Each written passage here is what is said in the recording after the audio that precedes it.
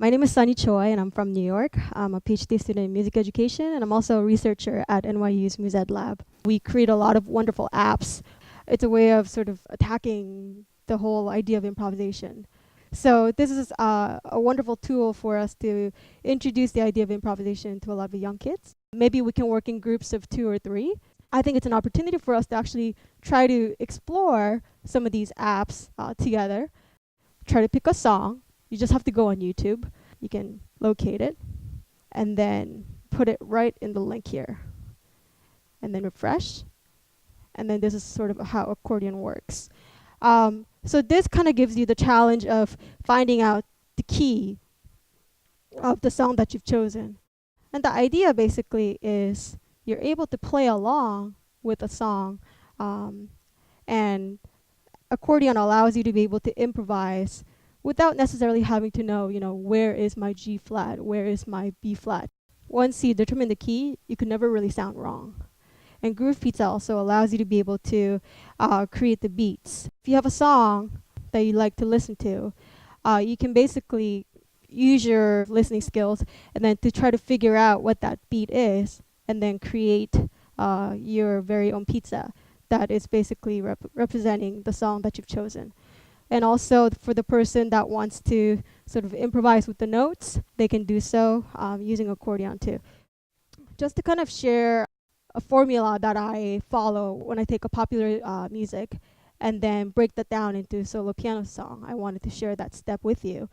Here's a song by Carly Rae Jepsen, and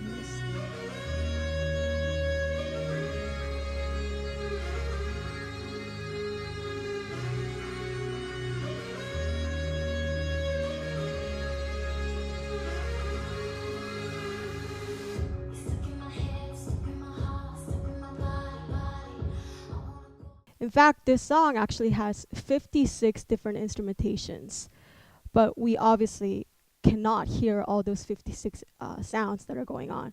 By working with popular music, you're sort of creating this co-designing of learning platform for both the students and the teacher to learn what the song sounds together. So exploring improvisation through popular music, I think there's different ways of listening to sound. So sound could be heard as one collective work. So let's say you're going to a concert. You're not going to go to a concert and say, let me just kind of pick what sounds are in there. You're really in there to enjoy the vibe and the feeling and maybe sing along to the melody that you were really there for. But then there's also another way of listening to sound, which I think is a little bit more focused on today's workshop, which is on active listening. So we're here to sort of manipulate the audibly distinct instrumentations. Now it's time for me to go over there, but I'm going to do a little bit back and forth. So this slide talks about the sound that we're familiar with. So let's say, like there's two young kids in love and we're kind of familiar with that sound, right? And then in that song, so basically, I transform that sound so that it fits within the key of this song, which is in G flat. So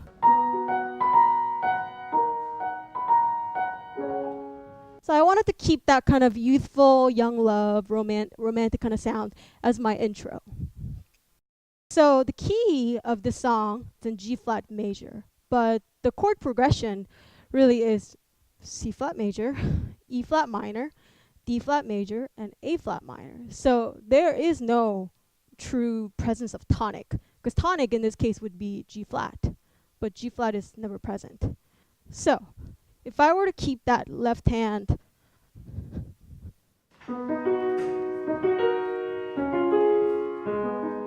but then I'm going to break it down into triplets because the song had a so I want to recreate that sound.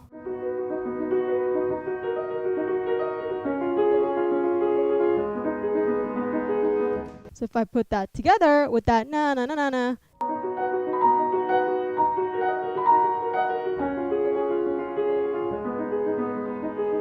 right? But that sounds not interesting enough. What I'm going to do for you is play my sort of made up rendition of the song Run Away With Me um, by playing the whole thing. So the intro, the verse, that's how it goes.